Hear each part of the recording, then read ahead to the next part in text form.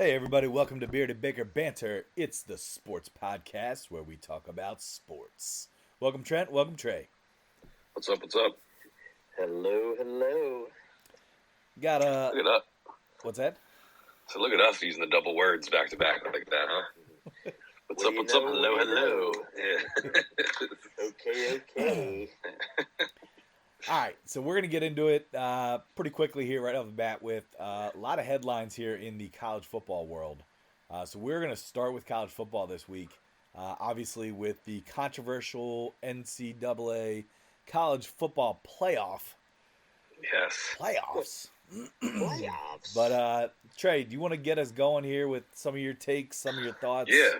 You agree? Do you disagree with the committee? Oh man, I disagree but agree, if that makes sense, and I'll elaborate. But like you said, this past weekend was awesome. I would say this is probably the most excited I've been for like a conference championship weekend, just because I wanted to see how this playoff kind of panned out and who they made decisions about and stuff like that. And honestly, Florida State made it tough on the committee. They made him make a tough decision. And if I was a Florida State fan or from the state of Florida and I followed this football team, I would be very, very upset. Yeah. And I think they have a leg to stand on with that. I mean, you're a Power 5 team that went undefeated and you won your conference championship. Like, what else do you need to do? You beat you're 2-0 against SEC schools. You beat a good LSU team that has probably the Heisman winner on their team. So, I mean, I can see why they're upset, but I agree with the decision that the playoff committee made, because now we have two entertaining playoff games, not a cakewalk, like two games that are, I think, going to come down to it. And I mean, I'm happy to see the decision they made, but I understand the anger from Florida State fans. The Georgia fans, I don't get why they're so upset and why they think they got snubbed, because you had a cakewalk schedule, Yeah.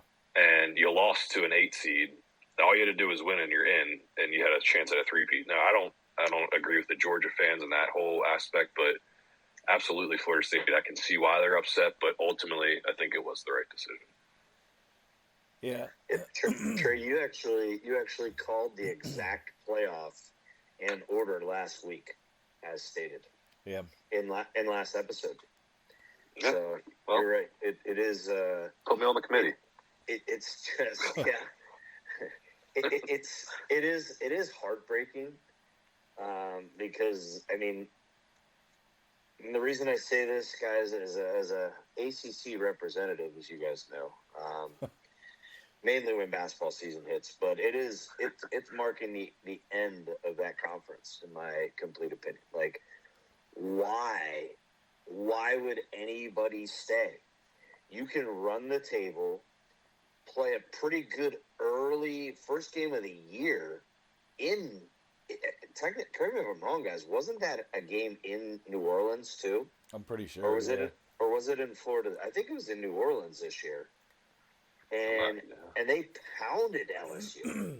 Yeah. So it's like you played an incredible, first game of the season, put it all out there early on, and you got nothing to show for it. Right. What's the point? What is the point now? Yeah. And that's where I'm left of saying, I think if you're an ACC team, obviously you got to, the playoff committee is forcing the hand. Join the Big 12, join the Big 10, or join the SEC. I take it one step further, Trent. I would push to just eliminate conferences. Yeah. But there's too much money. Like, these conferences, you're going to have to do something with the heads of these conferences, because they're not going to give up that money. I hate to, you bring up money, but in the end, the amount of money that ESPN saved by having Alabama in over Florida State was upwards of $300 million.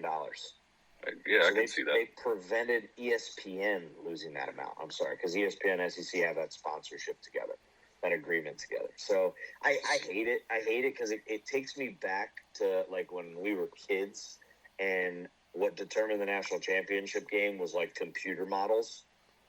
And so it just it just drives me nuts. So and this is once again, this is why it goes back to probably why I don't have a favorite team, is because imagine being a Florida State fan. Yeah.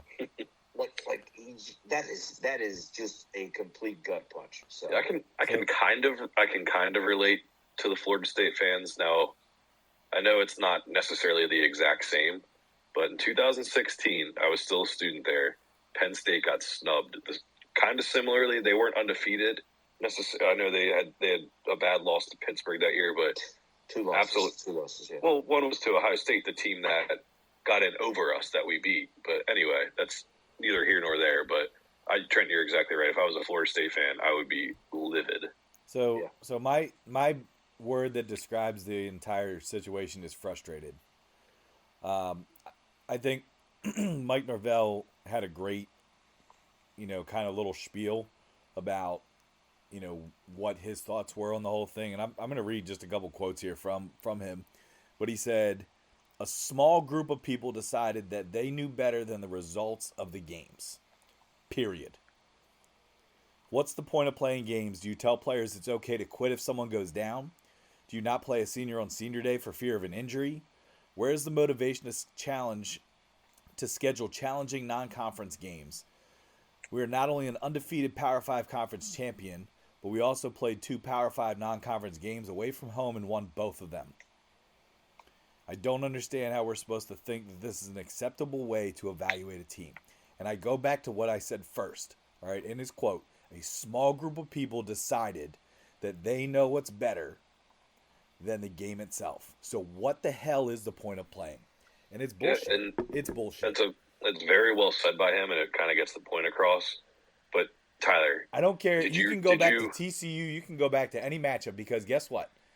Is what you're seeing here with Florida State is you're seeing a team that's defense is carrying them. They almost gave that game up to Louisville inside the 10 until they got an interception in the end zone. Okay, their defense is carrying that team. And don't get me wrong, Louisville's a top 10 team. All right, you held Louisville to 6 points? And to sit there and snub Florida State because you don't think that they're good enough without their starting quarterback is crap. I go back to Cardale Jones, all right, with Ohio State, all right, when he was the third string quarterback, won a national championship, all right. And I'm not saying that the quarterback there at Florida State is Cardale Jones. I'm not saying that, all right. But what I'm saying is that they deserve a chance, they deserve an opportunity, because what was the point of Florida State playing any single football game all year? What was the point? I don't know. It's just you brought up TCU, and that wasn't the point I was going to make, but it is a valid point, Tyler. To watch a team and you're supposed to be a top 4 team, to watch them lose 55-3, where it's not even entertaining, like that. But they won a week that. prior. Like, you got to win 2 games. You have to win 2 games. No one, and I don't agree that Louisville's a top 10 team at all. But they were. At the time, no, they weren't. I think they were at 12 or 13. And either way, I don't even think. 16. Okay, well, even that, I think that's giving them a lot of benefit too. But watching Brock Glenn play, Tyler, that was like, I would have rather watched paint dry. He couldn't throw a ball more than 10 years. He couldn't throw past the first down marker. I'm not disagreeing, dude. I'm not saying, I'm not. But then again, okay, you want to talk about where teams are ranked, but Oklahoma State was 22. So you're going to put a one-loss Texas team in there because they beat Oklahoma State, who was 22? Well, they also beat Alabama, which is probably the best win of college football. I don't think you can snub an undefeated Power 5 conference team like they did. I think it was wrong. And what I think should have happened is I don't think that Alabama should have got in. I think that it should have been, if anything, you're going to make any difference in any challenging thing, it should have been then Texas 3 and Florida State 4. Because you're also playing with fire here with the Harbaugh situation, because now you put a Michigan team against an Alabama team. Kidding me? You know exactly what this is, and Trent pointed it out. It's money. All right, because what's going to happen here is now they want to see Alabama and they want to see Texas rematch to try to let Alabama redeem themselves. That's exactly what they want. Wow, no faith in your Penix guy, huh? I have complete faith, but I'm saying there's a lot of money involved. Well, Well, yeah, there absolutely is, Tyler. But when it comes down to it, what is the 4-team playoff? What do you think? It's supposed to be the 4 best teams, right? How can you say an undefeated team isn't the best team, though? Look at them. What did you watch their last 2 weeks? Their last 3 weeks, Tyler? I watched them win games. 15-6 against a bad, not good Louisville team. And I'll tell you what. Be careful, Trey, because Alabama needed a miracle to beat a awful Auburn team. So in the Iron Bowl, yeah. No. In the Iron Bowl at Auburn. No, you don't know. I just don't. A Hail Mary prayer. And if that doesn't happen, total different story we're saying right now. Absolutely. And you know what? That's just how the cookie crumbles. It is. You're just full of them. Watching paint dry, cookie crumbles. What do we got next? All I'm saying is I understand the frustration from Florida State, their coach, their team, their players, their fans. But ultimately, they are not one of the 4 best teams. It was a 16-6 conference championship that was probably the most boring game I've ever watched this year. I don't know. That Michigan-Iowa one was pretty bad. Well, we'll get there. That's a whole different story. But I don't know. I think it's going to be more entertaining. If there is a blowout, that's going to be a surprise to everyone. It's not going to be expected like a team if they played Florida State. So I don't know. I can see it both ways, but ultimately I think it was the right decision. Michigan destroys Alabama. I don't know. 100%. Just saying. It's tough to be confident when you got a Nick Saban coach team. I'm just saying. I think this is Michigan's year. But anyway, I know we want to kind of save picks and stuff for a future episode next week, but I look at it and say I'm done betting against Washington ever or picking against Washington ever. But how can you not when you look at Texas? But I'll tell you what, I'm gonna go. I think it's Washington, Michigan. I just do. And you think Washington, Michigan? Yeah, I think Michigan takes it though. Wow. You think that Penix and Washington can take it to Texas? Yeah, I think they can. Like I said, they were double-digit dogs in that game on Friday last week. Yeah. And you know what? They controlled the game from start to finish. Did it get close at times? Yeah, but they were in control. It was, you had at that point the Heisman favorite. Once again, I'm pretty sure Oregon was a double-digit favorite, and they were still getting, the higher ranking than teams that had much better resumes and wins and all of that and strengths of schedules because of Bo Nix. Like, Bo Nix was single-handedly keeping them there. Yeah. Oregon there, sorry. Right. Yeah. Right. Washington cost me a lot of beers this year. It did. Yeah, they did. And I appreciate all of them. Like I said, I don't necessarily think that. Hold on, Tyler. I paid up on mine, but I'm still waiting on about 2 from Trey and 2 from Tyler. Okay. And Trey, you still owe me from this past week. I know. And Tyler, it's looking more and more like those Jets aren't getting their over on their win total. So there's another one for me. Man. Well, Trent, you better hope Justin Fields gets another W here soon. Well, Mac Jones has 1. He has 2. Well, Bailey Zappi finished the one game they won, so I don't think that counts. No. Yes, he started the game, Trent. Oh, so this is baseball now. I forgot. Okay. Dude, are you really trying to get out of this? It's not about how you start. It's about how you finish. Come on, boys. Well, look, sorry, Trey. I was trying to chime in on your little sayings that you. My idioms. They're called idioms. Gotcha. So, hey, do you guys want to get into any of the conference championship games and discuss them? I know we kind of started already with Washington, Oregon. The Bama Georgia game. Yeah. I just feel like I literally can never bet Bama or Georgia properly. Like, how many times do you sit there and see Georgia in a tight game and you're like, you know what, I think Georgia's not going to cover, and then they freaking mercy roll the team. I almost feel like they toy with some of the teams that they should blow out, and then blow out the teams usually blow out the teams that you're like, oh man, this could be a great game, and then it's like, whoa. Yeah, and that's what makes it so hard. Like I once I saw the line get down to 4.5, I'm like, oh man, like Georgia, you could get Georgia for less than a touchdown right now. Like, absolutely take it, but nope, way wrong. Yeah. So yeah, it was great. It was a great game. That was the only good one besides the Washington-Oregon game, in my opinion. Agreed. Yeah, agreed. That's why I was kind of confused too. Why they put that at the time that they did, because the two games at night, man, that Florida State Louisville was snooze fest, and so was Michigan Iowa. It was like, oh my. Yeah, I think Florida State Louisville just had the most implication on the playoff. Yeah. Is kind of why they did it that way. But I Washington, Oregon, man, that's just frustrating for me. I was all on Oregon all year.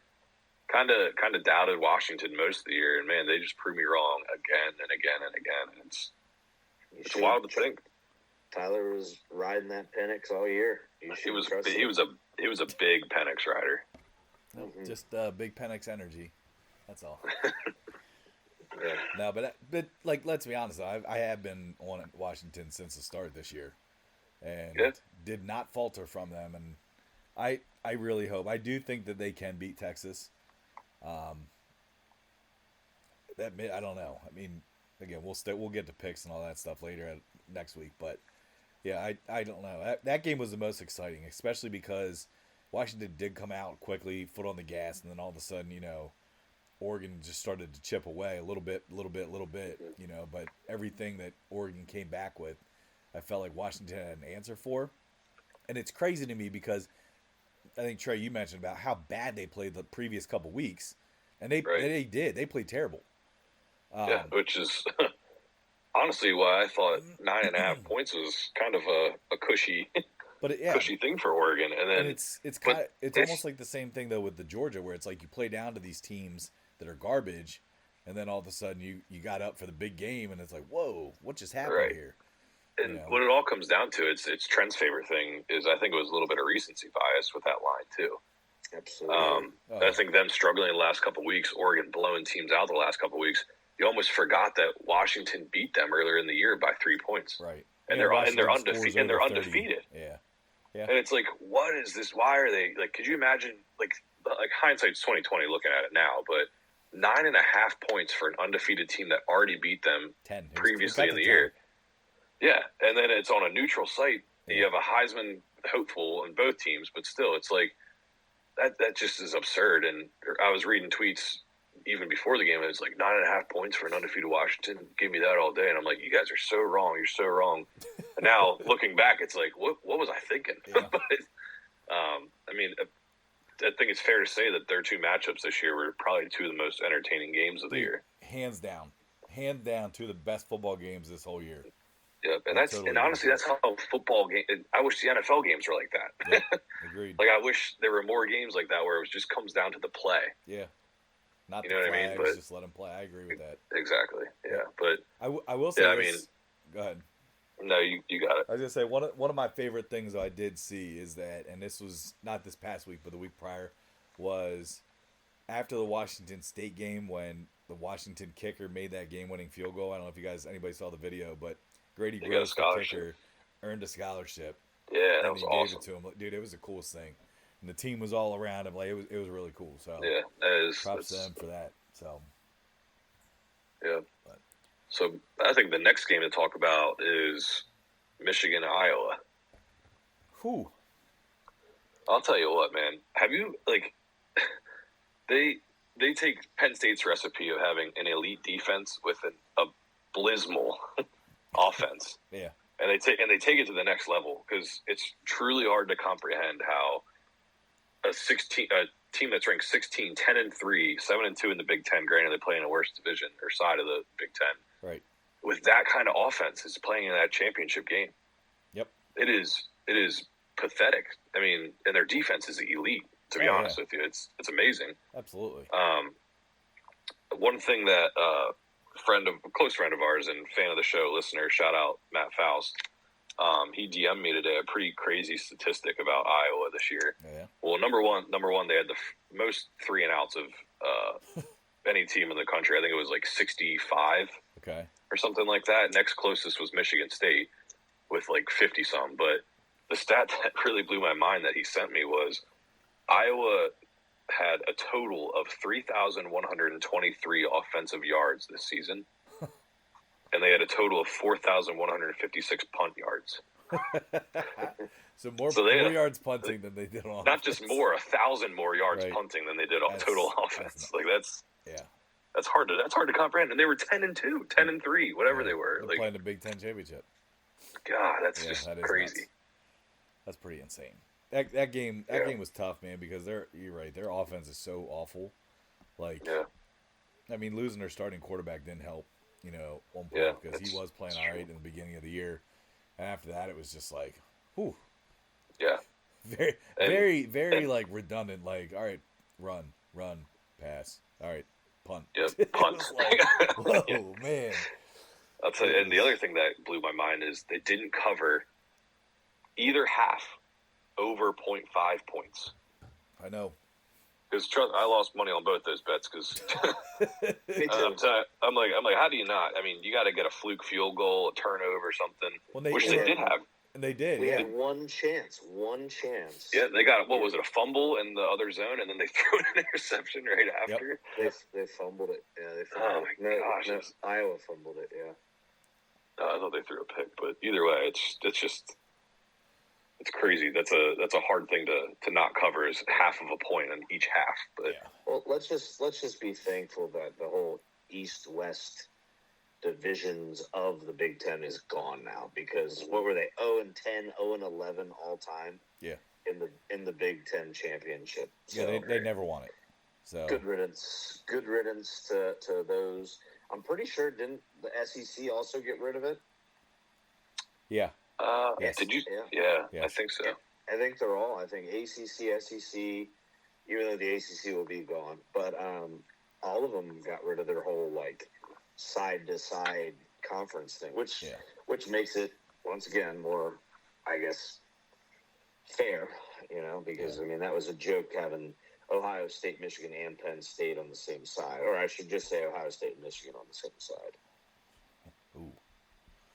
Well, I'm sorry. I cheer for Penn State out of all those teams. No, you're just a hater. I get so. He did pick them though in his playoff earlier in the year. I picked them to win the Big Ten championship. Yeah. I get so frustrated when they get so much hype every single year. About recruitment and off season and all this crap, and it's the easiest bet to win on. Bet against Penn State against those teams every time. Bet against. Is it a 12-team playoff next year? Yeah. Hey, well then we have a chance. Well, and I honestly, I'm not even sure how it's going to look. Like, I've seen a couple different formats of it, but correct me if I'm wrong, the top 4 teams then get a bye. It looks like it, yeah. Okay. That was the one I think I saw the most in terms of formatting. But I like it. Top 4 get a bye, yeah. It's a step in the right direction until they get to the size of like an FCS bracket. Yeah, agreed. And I can't wait for that. Yeah. How about Penn State, Michigan don't play each other for the next 2 years? That's pretty crazy. That's good for Franklin. Yeah, but is it good for college football though? Like, I don't know. Those are the games you look forward to. Dude, I feel like you look at Penn State's schedule next year. Oh yeah. What about it? There's some West Coast travels, man. Oh yeah, I mean, think about those West Coast teams that got to travel to the East all the time. But in the cold. Yep. I think the team that's gonna in the Big Ten that is going to go down the most and not benefit from that is going to be a USC. Oh yeah. So it's a totally different kind of game. Totally different kind of game, and yeah, I don't know. I don't see them benefiting, but I would love to see more of these bowl games, more of these playoff games played up north. Yeah, they're all Yep. Take them to the Big House or Beaver Stadium and see how they fare there in January. Yep, for real. It'd be interesting. All right. Anything else college football wise, guys? No, but not a whole lot game wise or matchup wise, but holy transfer portal and coaching changes. I mean, the list of guys that left Ohio State does make you wonder if is there's something about Ryan Day's future that we don't know. I'll leave it at that. But I've been saying that though for 2 weeks. The only thing that makes me think everything's fine is the fact that, as it was announced again today, that Marvin Harrison Jr. is actually considering staying. Yeah, but there was also a rumor too that Ryan Day is looking for an NFL job. Yeah, but maybe he is, but Marvin Harrison Jr. saying he wants to beat the team up north. Yeah.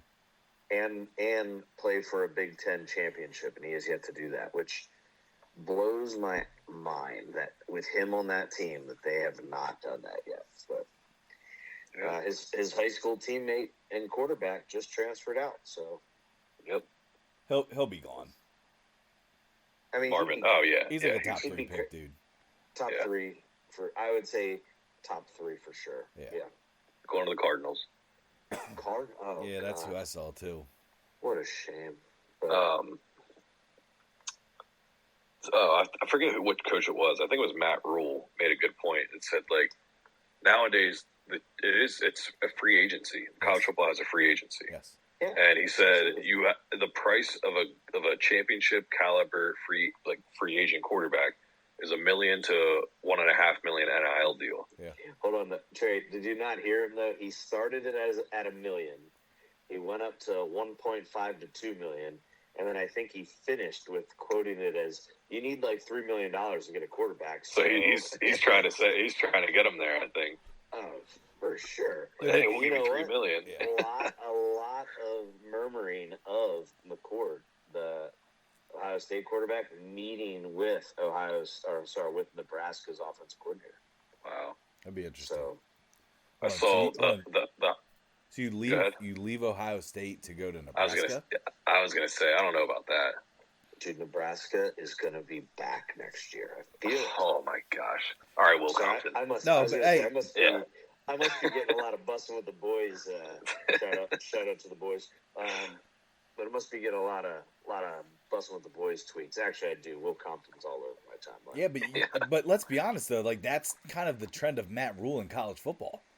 Yes, it is. He struggles his first year or so, and then his next year, the team is boom, championship caliber. So don't rule it out. There you go. All right. Guys, I'm a big fan of listening to these halftime and pregame speeches and whatnot from the coach. His speech this year of we go out there and if we die, we die. Yeah. It was awesome. Totally had me ready to run through a damn wall. Hell yeah. I love Kirby Smart's speeches, but when I sat there and listened to that Matt Rule speech where at the end he's like, and if we die, we die. I was like, oh, let's go. I'll tell you what though, Trent, if he can get, let's think about that though. If he can get McCord there as a quarterback, and you get him some talent around there, that's the Rule rebuild. I don't think he's going to go for McCord. You know who I think he's going to go for? Who? The Washington State guy. Hey, bingo. I think he's the hottest commodity right now when it comes to quarterbacks in the transfer portal. That's what's I can't think of his name. I think his last name's Ward. Yeah. Okay. Yeah, a lot of rumors of him going to Ohio State, but he has yet to visit there. Last I saw. Is it Oklahoma? No, Oregon State's quarterback too. Yeah, he's gone. He's DJ Uga. Yeah. Connections so to Florida State. Wow. Really? Yeah.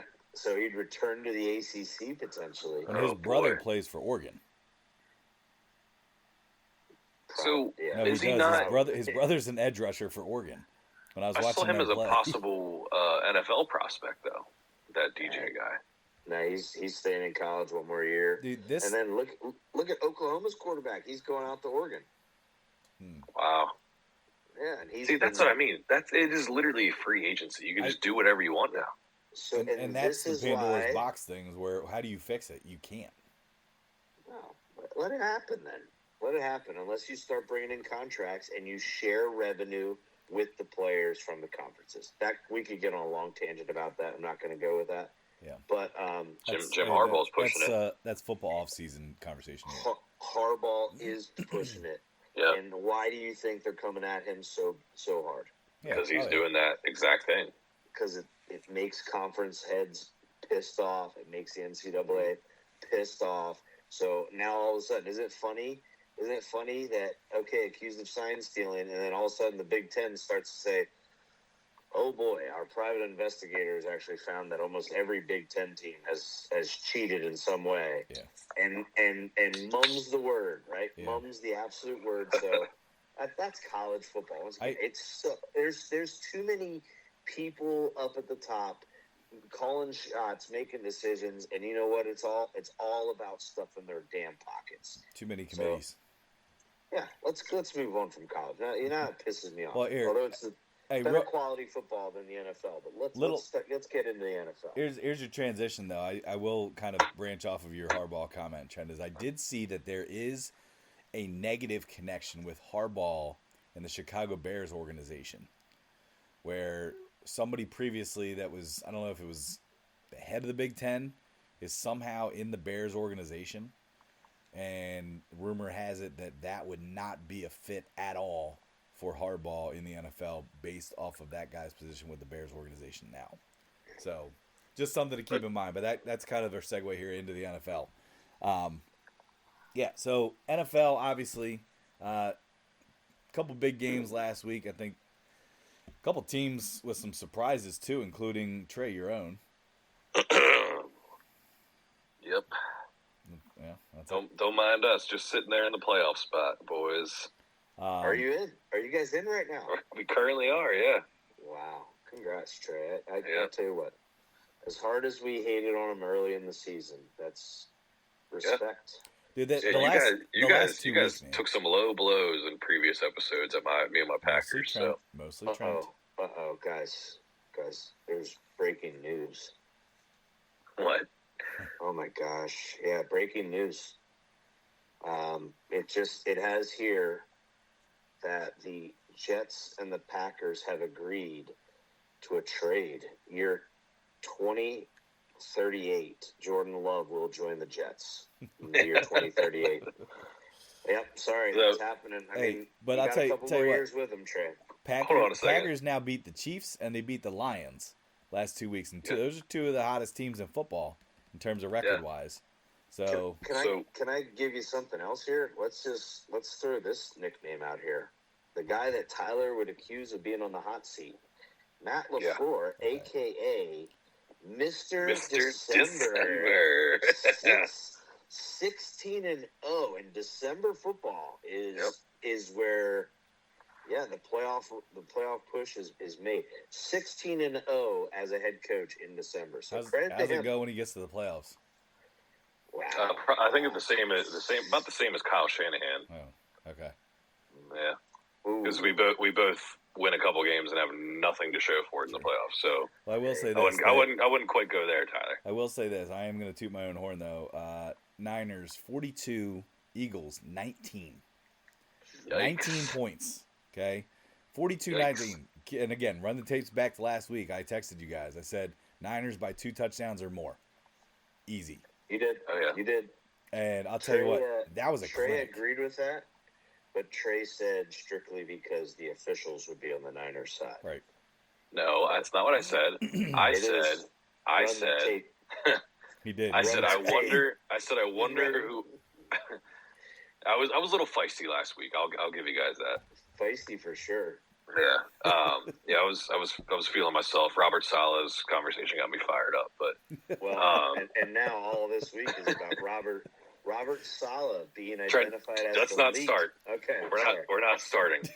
But what I was going to say is, now the comment, I think what I was hinting at is which team's going to get the bullshit penalty calls.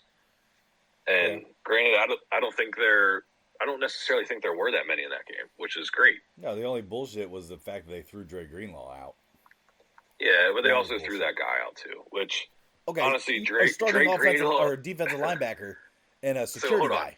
Come on. So hold on. Dre Greenlaw did throw a punch that he tried to cover up with the finger at the end. He didn't, because the other guy actually, if you watch the other guy got in his face with his hands too and pushed him. Yeah, I agree, and that's why I think it was good that they ejected both of them. But all right, let's talk about the game at least. Yes. What I was gonna say is, Deebo Samuel, Monster. he backed up his words, dude, and Deebo's the man. and thank God he did, because Eagles fans would have tore him apart, and they did the whole way through the introduction. Yeah, and we live around a lot of Eagles fans. They have a certain type of persona about them that they embrace, which, that's fair. But I do not like either of those teams, but I found myself pulling for the 49ers, dare I say it. Holy. Wow. I know. Breaking news. And you know what it was, though? Is I think it was dependent on who I was watching the game with. Yeah. I was watching with a bunch of Eagles fans, and it just rubbed me the wrong way, and I found myself pulling for the Niners. I'm sure, Tyler, if I was watching that game with you, probably would have been pulling for the Eagles. So, even it's just... Even as your own brother. Tyler, you almost bought me a picture of the blocked punt of the Packers-Niners. So, no, I don't feel any sympathy for cheering against your team. Correction, I did buy it, but I kept it. Yeah, well, thank God, because I would have burned it in your face. Trey, didn't you buy Packer symbol M&Ms and send them to his house? Yes. No, those are for his son. Yes. Oh, but you did send him Packers M&Ms. Yeah, it was a gift to my nephew. And listen, and out of respect, I gave them back to you. I did not throw them in the trash. Did you ever eat them, Trey? No, I still have them. Do you really? Dude, you know he eats them. He eats them late at night. Dude, no, I don't. Mr. Those are like souvenir, like memorabilia, man. Super memorabilia, yeah. Hey, I got a couple. Well, this is another stat for right now. I know Eagles are the number 1 seed, but they're gonna have a little bit of a test this week with the Cowboys. Yeah. But Niners, ready? Still, I do think 100% healthy, they are the best team in the NFL. Mm-hmm. I mean, if they don't win it all and they're 100% healthy, that means there's a major upset. Mm-hmm. But 7 of the say that all year. 7 of the 9 49er wins this year has been by 18 or more points. I mean, they hung 40 on Dallas and 40 on the Eagles. That is domination. Yeah. So, geez. So, yeah, I'm just saying that is... So, Trent, it's Super Bowl or bust for them. Absolutely. I mean... Ty, I know Trey's saying it out of the reverse jinx. I do think they're going to win the Super Bowl. But in reality, I mean, I honestly, if you're saying, okay, if you literally have to put $100 on the team right now, who's going to win it? You'd be crazy, because the number 1 seed in the AFC. I know I dog the NFC in terms of, I think it's inferior from top to bottom. Not to anymore. The AFC. I disagree. It still is. But look at the. No, I just want to say what I'm saying. Go ahead. Look at the what? When you look at the Chiefs are 9-3, the Ravens 9-3, the Jaguars. Now they just lost Sunday night due to. Are the Chiefs 9-3? Yeah. They might know, Trent. I think they're 8-4, dude.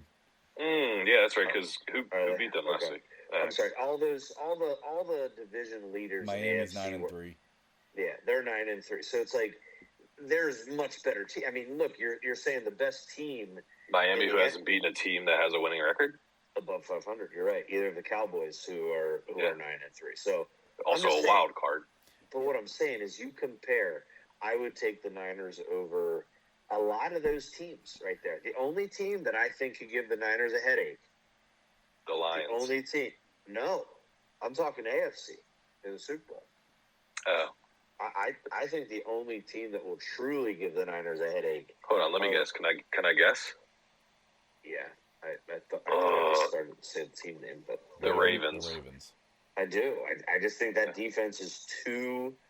They're too stingy. But the advantage that they would have is it might be one of the lowest scoring Super Bowls in the history. because I don't think Lamar Jackson is a guy to be able to do anything against that Niners defense. Well, No, yeah, I mean, let's be honest, Trent. Both defenses are great, but when you have the super team of the NFL and the 49ers, like, you're going to score points.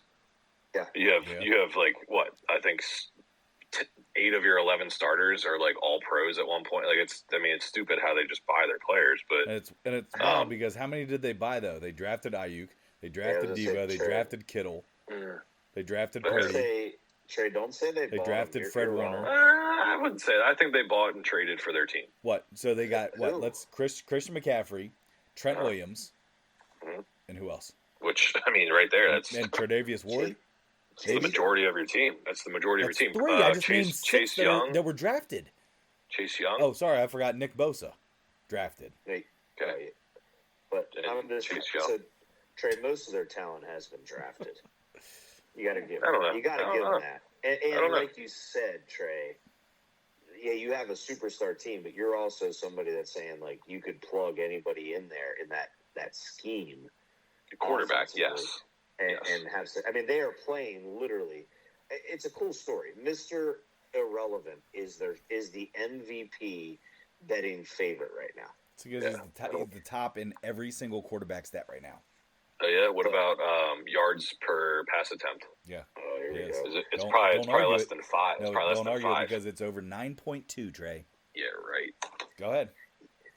Look it up because it just came out because people, that's the whole defense right now is they're like, dink and dunk. Yep. Watch how many big time passes. I sent it to you guys, and it's so true. Brock Purdy's going to win the MVP throwing slants and outs to a superstar to superstar wideouts over Tyreek Hill, who's going to have a 2,000-yard receiving season. The number That's of digs, stupid. That's stupid. The number of choice routes and dig routes that they run in the middle of the field, and where Ayuk just takes it and Debo just takes it, dude, you're totally mistaken. He doesn't just take it. So, Brock Purdy doesn't even see the guy. He just lobs it to a spot in the field and trusts the play. That's you don't even watch the quarterback play then. Oh, yes, I do. So Trey, can I? You actually took my top talking point and brought it up tonight. Good. That is the no, like I want to build on this. Is I'm 100% on board with you. It is bull crap that the names that are ahead of Tyreek Hill in terms of odds to win MVP, it is bull crap. Tyreek Hill right now has 1,481 yards receiving. Okay, let's put this into perspective. At this point in the season, he needs about 520 yards in order to get, and I think he's got how many games left? 5? 5? I think it's 5. 5 games left, right? And he himself has more receiving yards than every single Cardinals receiver, every single Patriots receiver combined, every single Giants, every single Jets, and every single Falcons. He is single-handedly getting more receiving yards than 5 NFL franchises right now. Yeah. Okay? So, and if you talk about most valuable, if you take Tyreek Hill away from the Dolphins team right now, they're good, but they're not 9-3. I agree with that, Trent. I completely agree with that. He's the MVP. And that's why have to get rid of this quarterback MVP award. It's total BS. Yes, they need to make a separate award just for the quarterback, and then they actually need to live up to the MVP award, the most valuable player, not the quarterback on the best team. I can't stand it. Well, and to be honest with you, I mean, let's be honest. I don't know if it technically even should be Purdy. I think it should be McCaffrey up there. McCaffrey has 17 touchdowns. I agree with that too. Actually, yeah, I do agree with that too. I mean, McCaffrey's closing in on a couple different records with touchdowns this year. So, I mean, I love Brock Purdy. I think he's number 1 in all the stats. I love that he's up there. But I mean, at the same time, McCaffrey is an MVP guy. You know, he makes the team click. So, but yeah, I mean, Tyreek Hill, you're right. Tyreek Hill's a game changer. I mean, if the Dolphins didn't have him and they just had, let's say, Jalen Waddle, it's a no team. You know what I mean? Tyreek Hill's one of those guys that can literally stop on a dime, change directions, going right, and all of a sudden he's going left in a matter of a split second. Yeah. You know, it's like And I Easy would MVP. so I if agree he gets he's the 2,000 MVP. yards, it'd be hard. I would be surprised. He will not get the award. He won't get the award. He's got to. He'll get Offensive Player of the Year, but That's exactly. That's what they'll give him, and they will not give him MVP. What are his odds? but- they have to. So I agree with you guys. I think Tyreek is the MVP, but Tyler, I would. Let me answer Tyler's question there. Odds for Tyreek Hill on ESPN Bet early in the week was plus 1,800. This guy right here jumped on that. What's McCaffrey? Is he that higher? I'd have to look up. Let me get the stat guys on it quick. Trent, Go ahead, Trent. No, I was going to kind of piggyback that. I think it was like 4 or 5 years ago. I bet on Todd Gurley to win the MVP. I bet $50 on it to win $1,400. And he had, I think, 26 rushing touchdowns, close to 2,000 rushing yards. And guess who did not get the MVP that year? Yeah. I was so mad. He got Offensive Player of the Year. Whoopee. Didn't get MVP, though. And you're right. That's what Tyreek Hill will get, but he won't get the MVP. That's what's sad about that stupid award. So here's the breakdown. This is ESPN Bet sportsbook. So Brock Purdy and Dak Prescott are the top two favorites, tied at plus 300. Jalen Hurts plus 350. Patrick Mahomes plus 650. How's that even? Like, come on, guys. Like, Tua let it go. Tua 850. Lamar Jackson. Tua's behind Patrick Mahomes? Yes. Lamar Jackson's behind Patrick Mahomes? Lamar Jackson's plus 900. I just can't believe he's up there. You got Tyreek Hill then at 1,200 now, plus 1,200. Then Josh Allen at plus 2,200. What? CJ Stroud. He's at ahead plus of 20, plus 2,500. Dude, it's And a then popularity contest. Yeah. Christian McCaffrey plus 2,500. Stupid. It's literally a popularity contest. No, it's a quarterback contest, Tyler. It's all it is. But it's almost becoming as stupid as the NFL Hall of Fame. But that's again. Oh man. Yeah, no, we'll get into that. Remember? There he is again. All right, is. just to touch on that, I do have to ask you guys one question about the Hall of Fame and a future player. Okay. Mike Evans. Who? Was it 10 straight seasons with 1,000 yards? He has never had a season where he has had less than 1,000 yards receiving. In the standard of today's game, yes. Well, and he also has a Super Bowl. I was just going to say, he has a Super Bowl. Thank you, Tom. Yeah, seriously. Yeah, I mean, I would put him in over, say, like Torrey Holt or Isaac Bruce. Well, yeah, with the stats and stuff, I would agree with that. But I'm saying if they always talk about Torrey Holt and Isaac Bruce going in, it's like I think one of them might be in. Yeah, I think aren't both of them in? Yeah, probably. But like, if you want to put those guys in, then for sure, then Mike Evans is definitely in. All right. Okay. Oh, wow. I'm surprised. I'm surprised you agree with that, Tyler. No, I mean that's one of those things. What 10 seasons of 1,000 yards? That's really damn impressive. Not only just 10 seasons, he's never had a season below 1,000 yards. Right. So in his career. That's impressive. That's an impressive stat. Mm-hmm. And you also have a Super Bowl. Yeah. You're in. Like, I'm okay with that. Like, that's not one I would sit there and be like, this is ridiculous. And honestly, though, I might say it's a little ridiculous if he doesn't have a Super Bowl, though. And I know that's not the tell-all. Oh, come on. I'd be more likely to say that's so unfair, man. That's not. He's one player on 22 starters. I said maybe. I'd probably still put him in, but I'm saying that always kind of like tips me one way or the other. It's kind of like my tiebreaker. Yeah. Okay, that's fair. But that's fair. All right, Trent, you were saying something about NFL, weren't you? Yeah, actually, I have one more thing to kind of say, and it's maybe I'm biased because of us having a connection to him, but I get this year with the Chiefs, like their offense isn't as good, right? And What kind of annoys me is the amount of social media hate, but also like regular NFL media hate of putting the blame on Matt Nagy being the offensive coordinator there. And the reason I say this is one of the major reasons Eric Bieniemy, there's so much questioning about everything, is everybody states Andy Reid is the play caller, the true play caller. Correct? Yeah. Mm-hmm.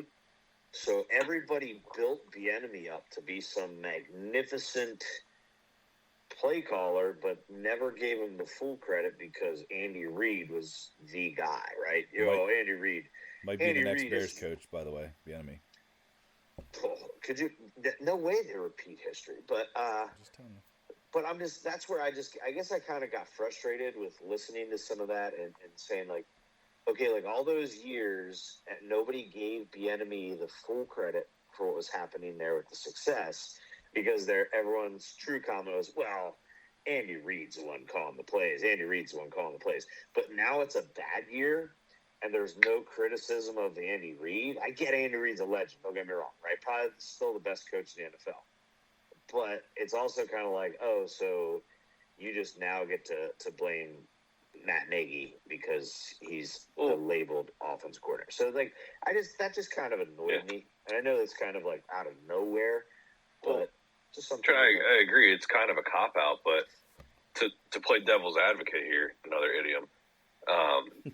Is that an idiom? I think it is an idiom. I don't know. But to play devil's advocate, though, this is the first year they're having kind of a down offensive year, and Bieniemy's not there. So, I mean, I know he didn't get the credit when they were successful, and you gave it to Andy Reid, but now he's gone, and it's like, well, what changed? Oh, Bieniemy's gone, and they have a new offensive coordinator. And I'm not agreeing with the critics. I don't think it's Matt Nagy. In fact, I think when the Chiefs actually won the Super Bowl last year, it was because Matt Nagy came back and was their offensive quality control guy. Yeah. I think that was a huge factor. But now it's like, well, why isn't the offense working? What is it? And you know what I think it is?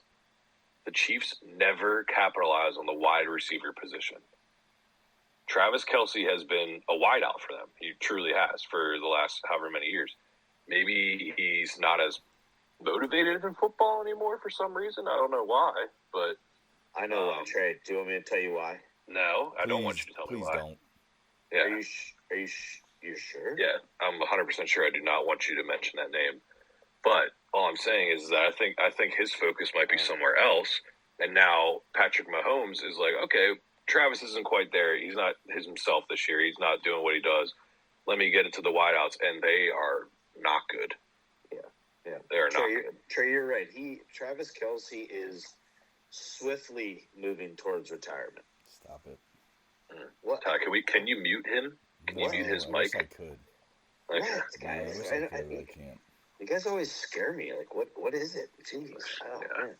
But anyway, Trey, I agree with you, man. And it's kind of takes you back to, like, Andy Reid's years in Philly. Like, he had Terrell Owens 1 year, a dominant receiver, right?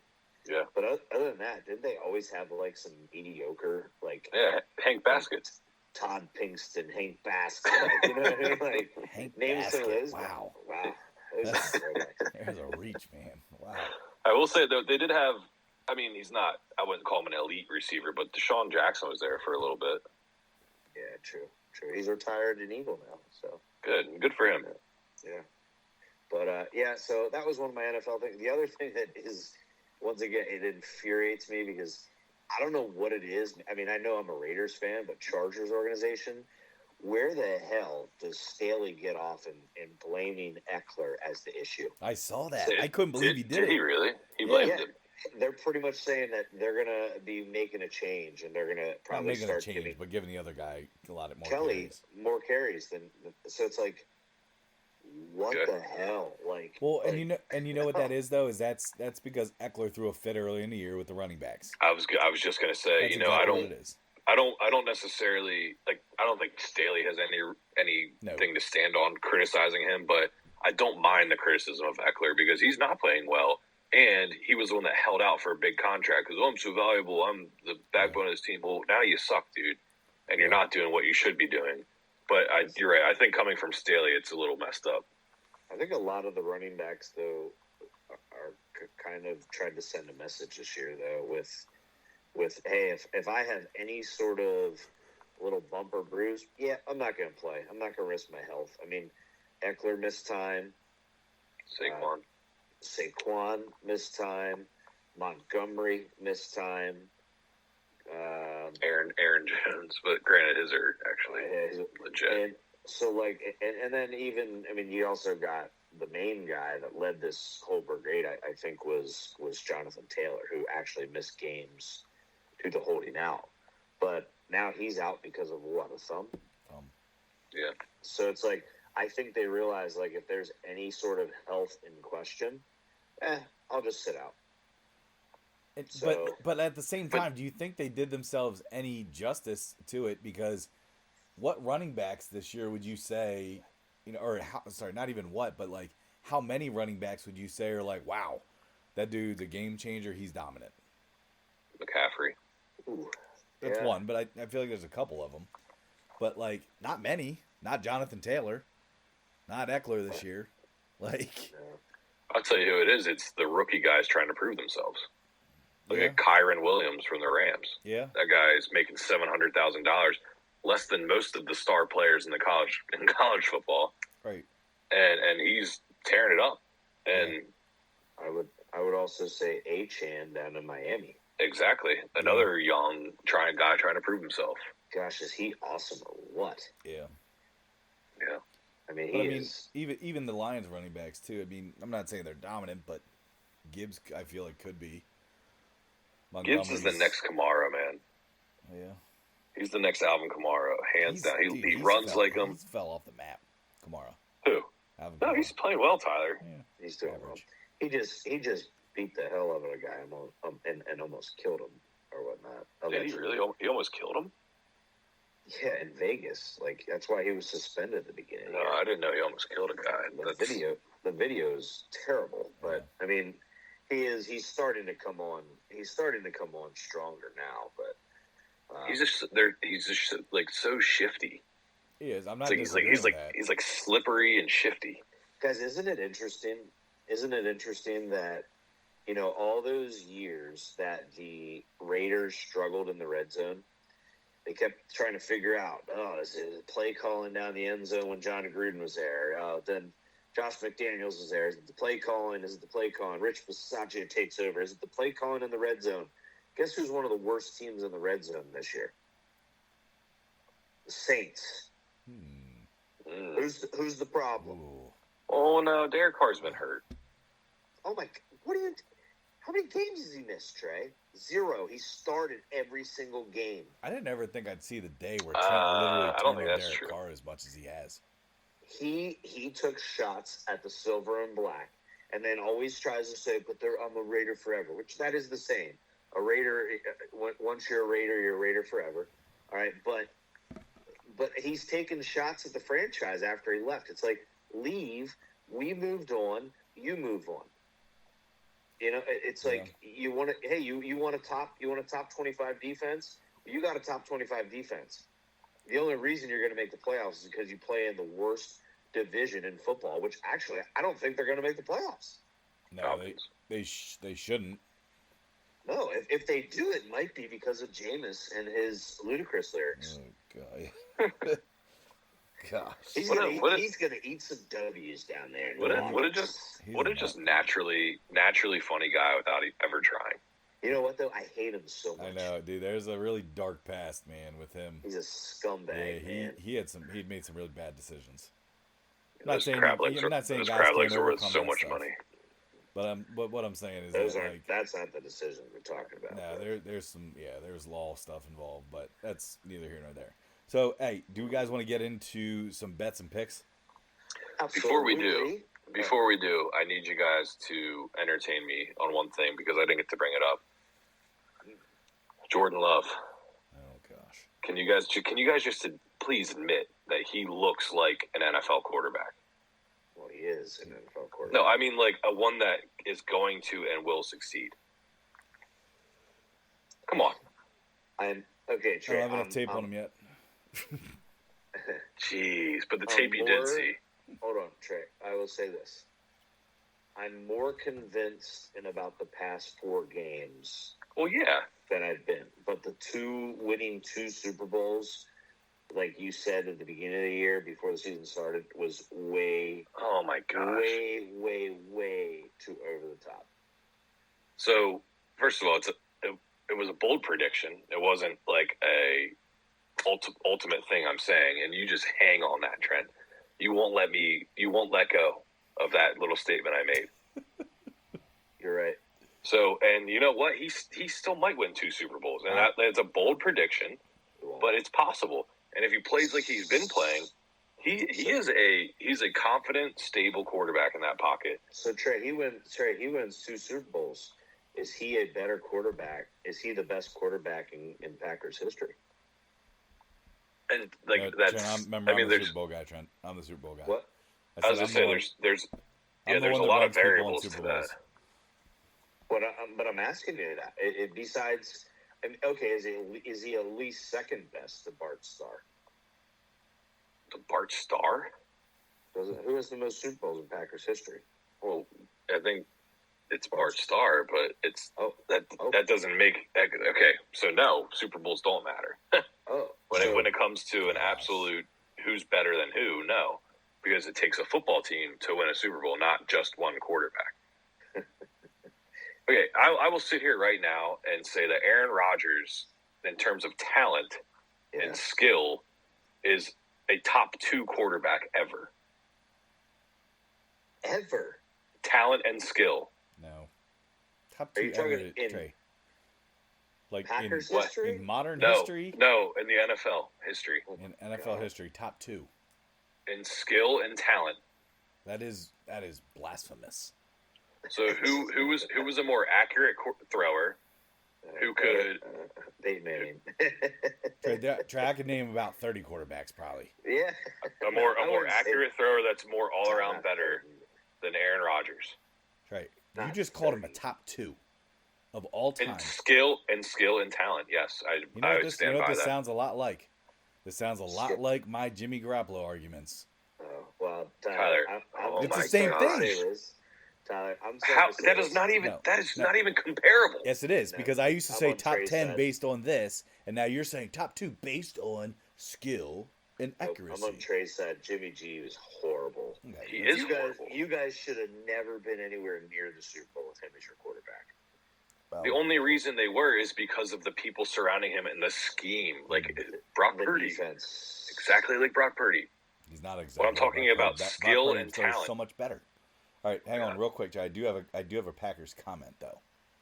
Oh boy. And this will kind of take us into the lines of things, but one thing to keep an eye on right now, I'm seeing books have the Packers at -6.5 against the Giants. I don't like that. I don't either, because Tommy DeVito is playing like a dog. All right. Gabagool. But, and the reason I say this is I want to see how Jordan Love plays this week. I want to see how Jordan Love plays this week if Christian Watson is not in the lineup. Why? He throws at Jaden Reed and I want Romeo Dobbs more anyway. Because I feel like Christian Watson is a game changer. Because Trey, the Packers use him a lot like, say, a Deebo Samuel.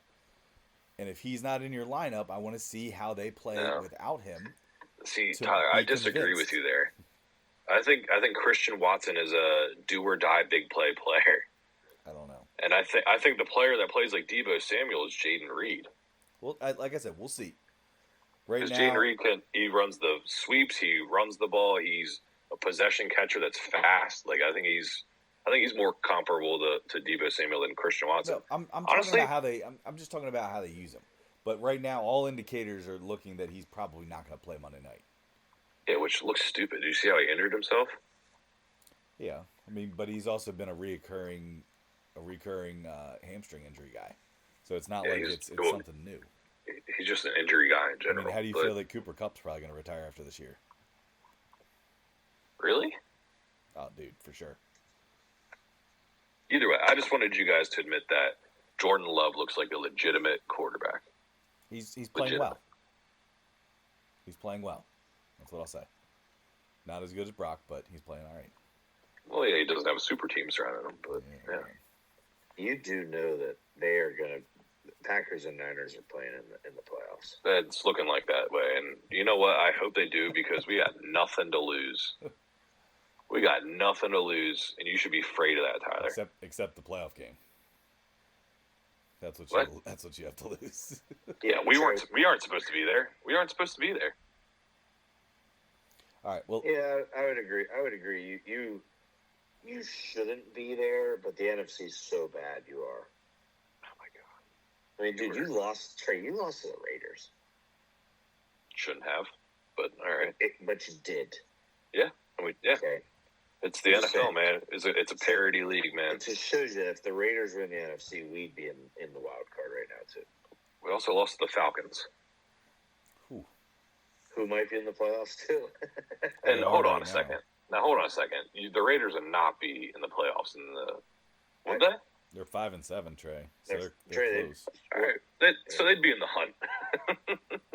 And not just in the hunt. We'd be at the top of the hunt. Like, that's what's crazy. I will say this, though, Trent. The top teams in the NFC and the AFC are very similar, though. There's about 4 big dogs in both. But then after that, I mean, then it goes more 6-6, 5-7, 4-8s, versus the AFC has more 7-5s. But it's not as big a difference as you're trying to make it out to be. Well, the reason for the records is the AFC. The teams that they have to play. Oh my God! So now you're flip flopping, dude. You can come up with any reason as to why. I didn't flip. So okay, so for the years that the NFC had the worst records, is because they played the NFC, dude. That's why. No, that's what they all sucked. No, see, this is stupid. The top dogs in the NFC. Trent. Sure. What conference gets sub 500 teams into the playoffs? That's not my point, though. No, but it is a good point because the only conference that has had a sub 500 team the past how many years? Seahawks sub 500. Dude, it's because team but Trent, it's you're going to get a sub 500 team this year down with the Saints, Falcons, or Buccaneers. Yeah, so but like you said, it's because they play in the NFC, dude. No, do you see what I'm saying? You could, but we still have winning records because we beat the crap out of NFC teams.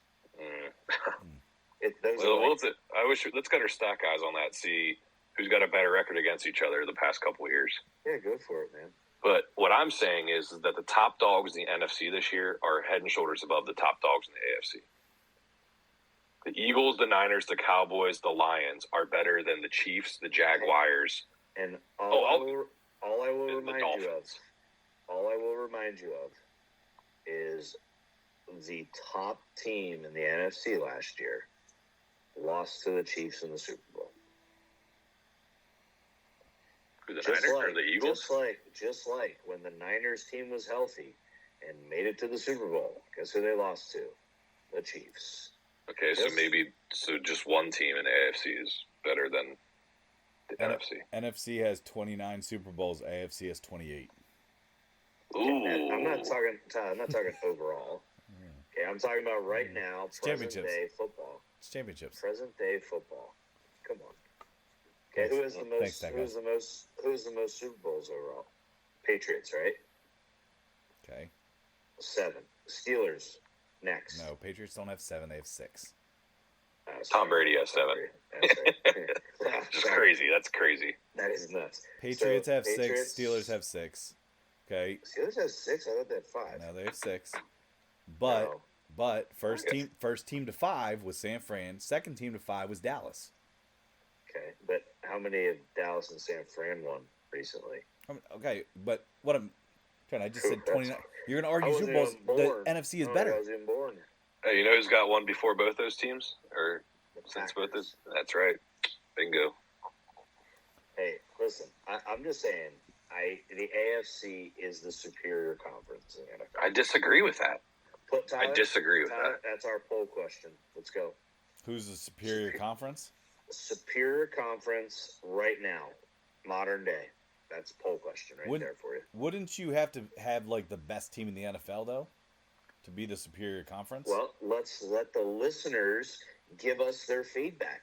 Who's the superior conference? Yeah, could it be based off of one team? Maybe. Could it be based off of top to bottom? Maybe, because the way that everybody compares conferences is they look top to bottom. Who's the best? Correct. Front to back, top to bottom. Depends on who you are. It's the absolute truth. This year, the Big Ten. Tyler likes to look at Super Bowls, and that says the NFC. So. All right. Well, hey, let's get a couple of picks in here. Let me finish my statement. Top to bottom, Big Ten was better top to bottom than the SEC in college football this year. Was it top to bottom? Cool. Top to bottom. Oh man, it's a Blizzball trend. All right, let's Oh man, let's get to our best bets of the week, huh? What do you guys say? Let's do some best bets here.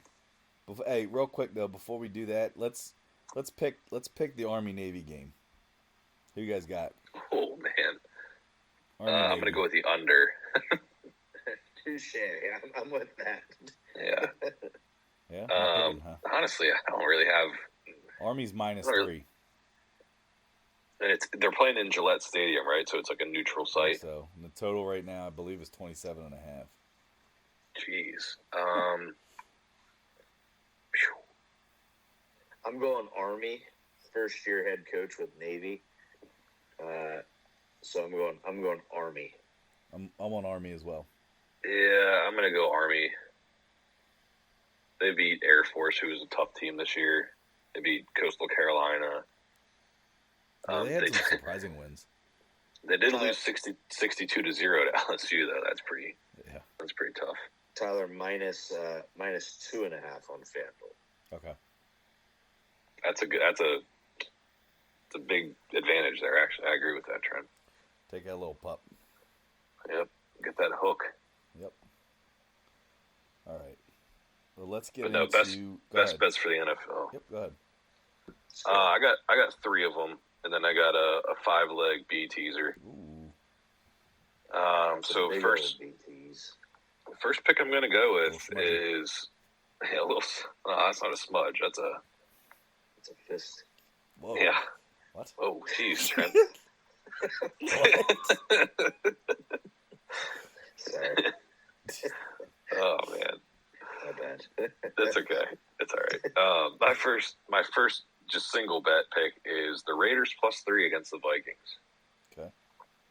At home, coming off a bye week. I think the Vikings' little stint with Josh Dobbs and his success might be kind of dwindling down a little bit. Yeah. Go ahead. No, you're good. I thought you said something. But no, I just think that I think the Raiders get it done at home. I think they got a lot of pride around them now since they got rid of McDaniels. I think they're kind of like rallying around each other. Yeah. Which is dangerous for a football team to do against some subpar teams. So I'm going to go Raiders +3 as my first pick. Second pick is going to be Falcons -2.5. I don't know. I feel like the Falcons are going to make a little run here. The Bucs, I feel like they're the same thing. I feel like they're dwindling down. Their little hot streak that they had at the beginning of the year is not necessarily what it was to be now. So I'm going to go with the Falcons at -2.5. I like Artie Smith. I think he's fighting to keep his job as well. He's not. Yeah, I think he is. For 10 coaches are getting fired, he's got to be one of them. Especially if they don't make the playoffs. Well, If you count, it's obviously Matt LaFleur. Well, if you count him as Salah, you're right, Trey. You're right. All right, hang on. Trey, I will fight you. Stop. Last pick that I'm going with is Saints-Panthers over 37.5. Okay. All right. No reason for that. It's just my gut. All right, let's tease it. My Well, why don't we save our B teasers for the very end? All right, let's do that. Let's go best bets. All right, Tyler, your best bets. All right, best bets. I actually only have 2. My 2 best ones, I have the Colts +1.5 against the Bengals. I You think love the Colts, man. I do, but they want me a decent amount of money here. Yeah, that's fair. That's fair. I think the Colts are dogs. I know they're playing in Cincinnati, but I think that after the Browning, performance, it was great. But I think right now everybody's high on them. I think it's a Trent's recency bias right now.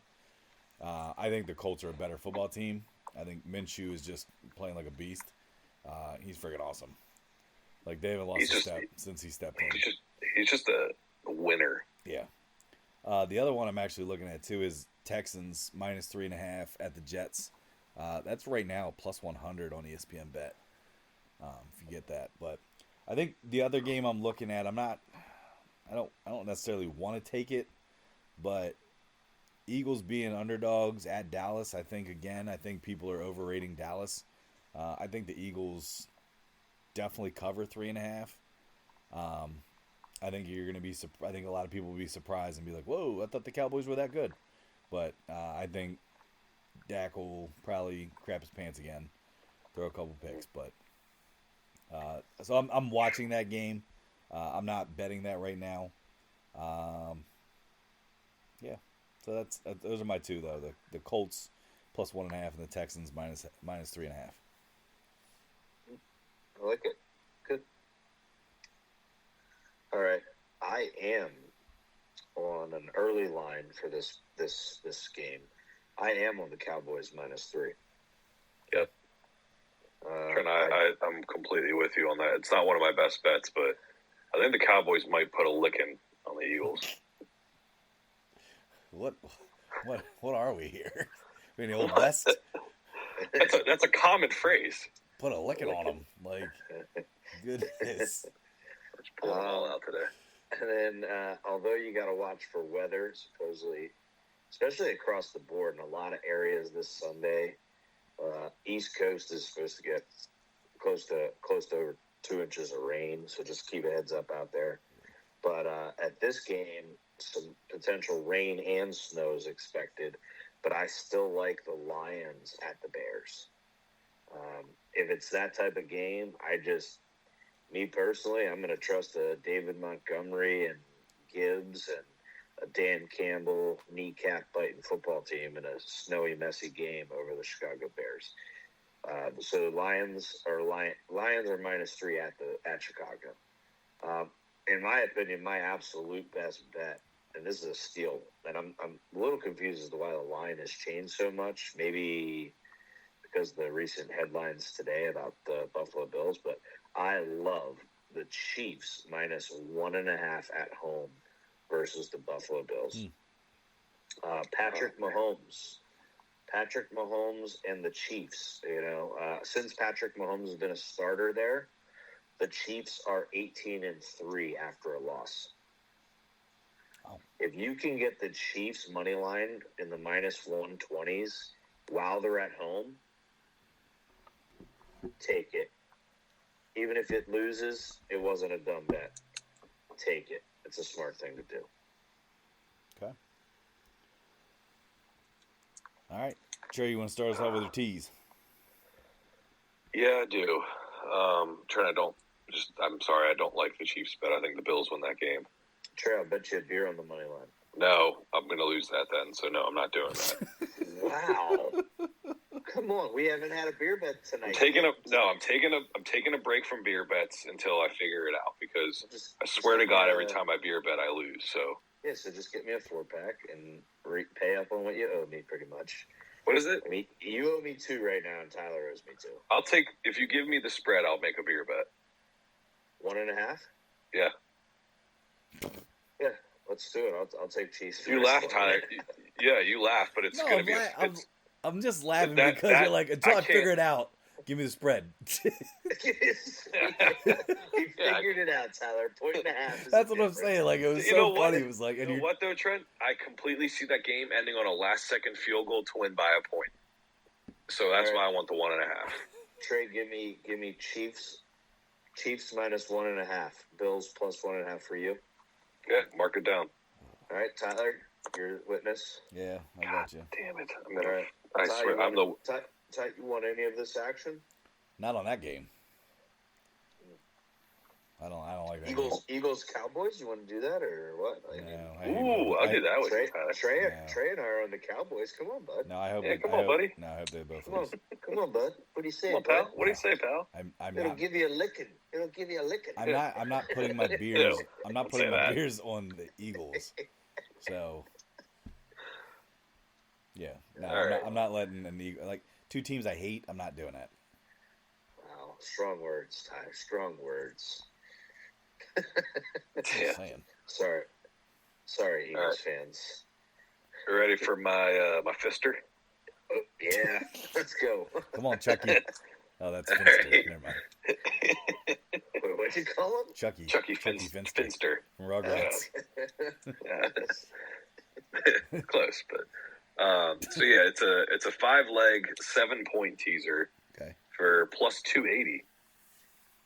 So I'm gonna go Colts plus 8.5, Raiders plus 10, Seahawks plus 17.5, Packers Giants over 29.5, and then I was originally I took the over in this game, teased down, but I think Trent, your weather analysis kind of changed my mind. So I'm going to tease it the other way.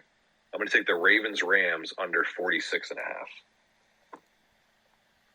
It's not bad. Yeah. Because it's in Baltimore, that's why.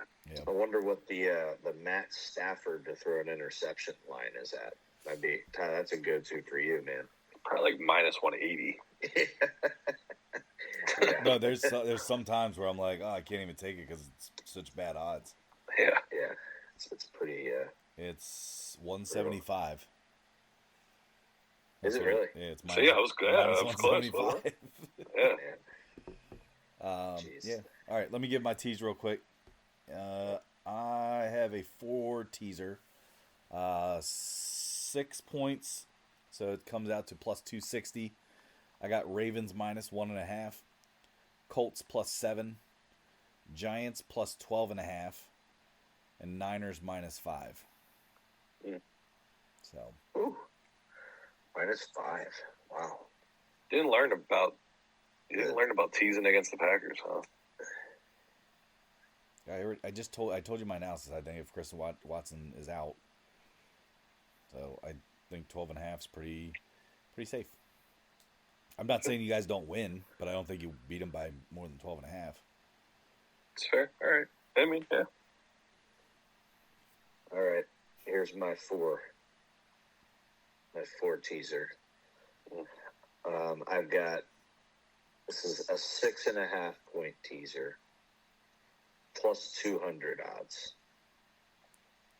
I got Jaguars. Trevor Lawrence practiced today. Plus 9.5. Detroit Lions. Plus 3.5.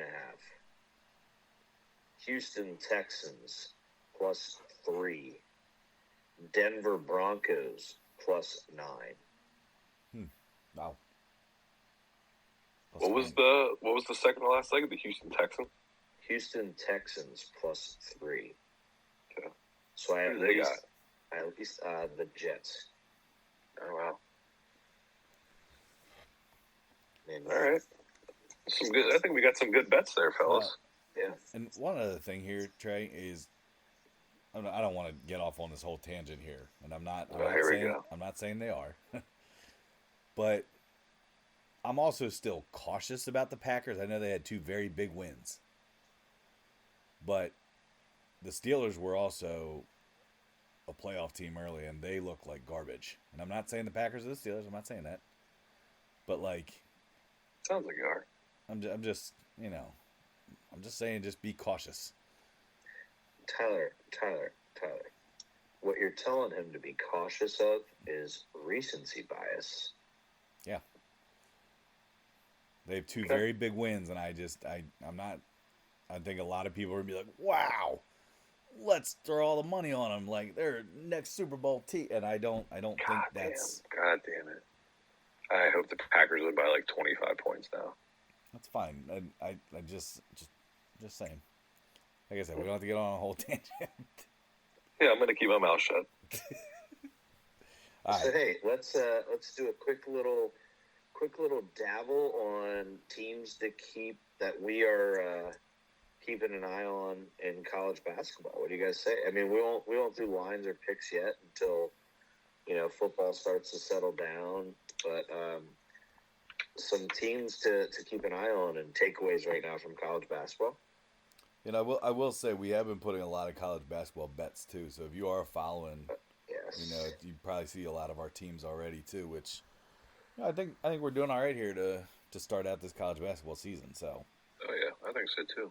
Absolutely. But so team wise, to keep an eye on, like I think we talked about this a couple episodes ago too, is just capping the smaller teams is usually a little bit easier just because of not as much eyes on them, I guess would be the best way to kind of describe it. But a couple of my teams that I've been really kind of keeping an eye on, and again, I'm probably going to repeat a couple. Definitely Oakland. Even though they had a little hiccup last night in their loss, watching them for tomorrow's possibly one of my picks. St. Bonaventure is another team that I've been on. They've been doing all right. They've been. I feel like they're favorites a lot, and they're like usually favorites like over 8.5, and I'm always scared to take it, but they've been covering it. Mm-hmm. So I don't know. That's a tough one for me. I love when St. Bonaventure is like a 3.5 dog or a 2.5 dog, because usually they'll win. Queen's University is another one. I tried to really follow them a lot last year. They're really coming around as a team this year. I mean, they're 5-5 in the Atlantic Sun, but definitely been following them. And Utah Tech. If anybody stayed up last night to watch Utah Tech versus, I believe it was CBU. I stayed up to watch that game. Utah Tech was a +9, and they ended up winning by 3. I did bet that.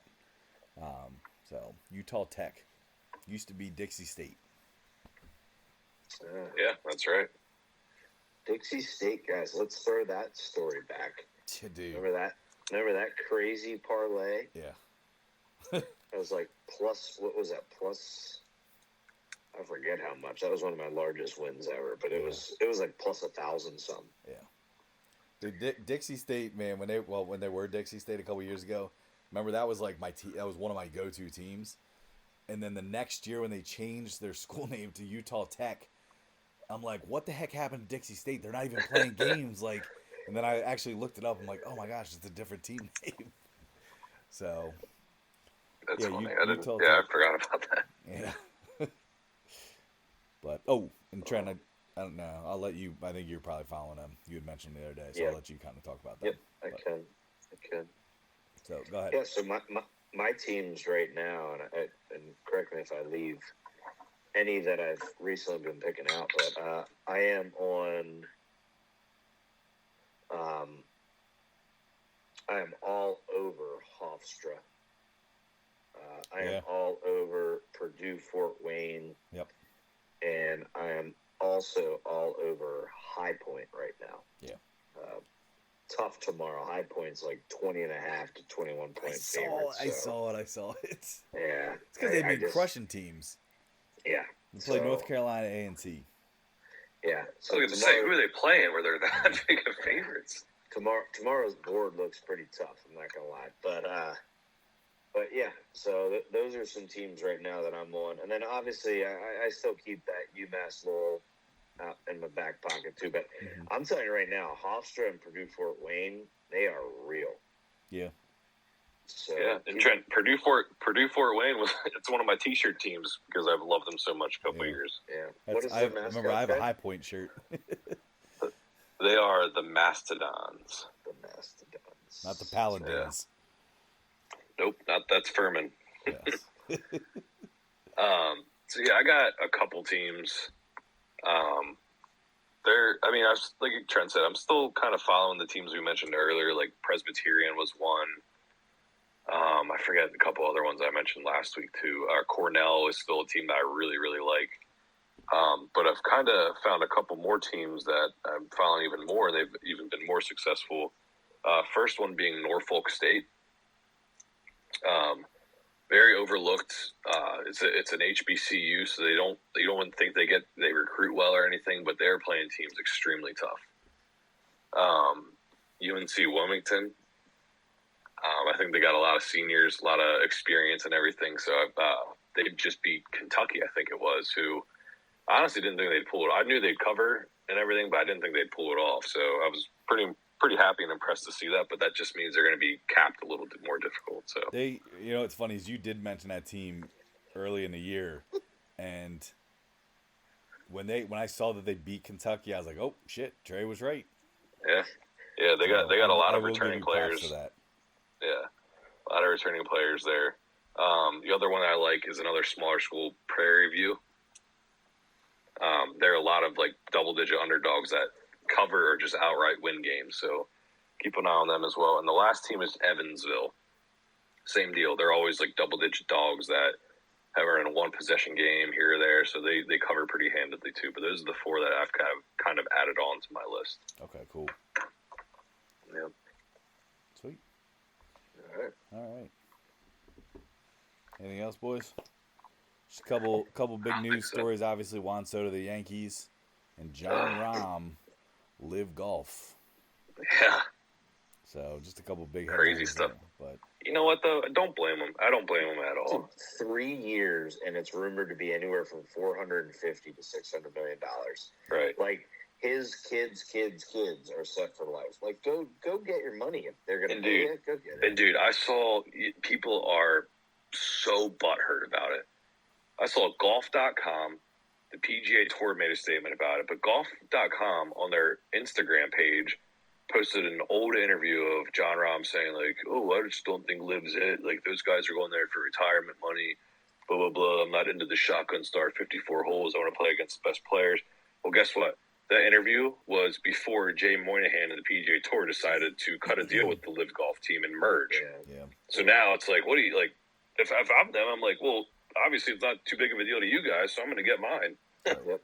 You know what I mean? Just wait till good old Rohei McIlroy comes out and signs a Live as well. He can't. They won't. I think it's probably something in his contract that he would be murdered if he did. If I were Live, I wouldn't even offer. I would offer him an insulting contract and be like, like 50 million. Yes, that's so insulting. Well, okay, compared to. All right, that's it. Wow, Trey. That sounds stupid, doesn't it? Yeah, it does. But yeah, you know what? You're right, Trey. Go get his money. You're able to play in the most important tournaments. I mean, let's be honest. Yep. Us even as a podcast, we put our picks on the majors. We don't really bet the little tournaments or the season. I mean, we don't really talk about them, I should say. Yeah, I bet them, but we follow them. Yes, sir. All right. And then, hey, not this weekend, but next weekend, an awesome UFC card. Holy crap! Yeah, we'll definitely get into some discussions next week with that. We'll do UFC card. We'll do obviously college bowls. We'll start to do our picks with that stuff. And also one thing about the college bowls too, keep an eye out. What we're going to look at is we're looking to put out a bowl pick'em for people to join, kind of like we did March Madness last year. Bowl pick'em where you can join. Winner gets a T-shirt, sticker, stuff like that. So a little giveaway action. So looking at the platform that would probably work best for that. But keep an eye out for that in the next week or so. So appreciate everybody. Appreciate you guys. Have a great night. Yeah, take it easy, fellas. Yep. See you, man.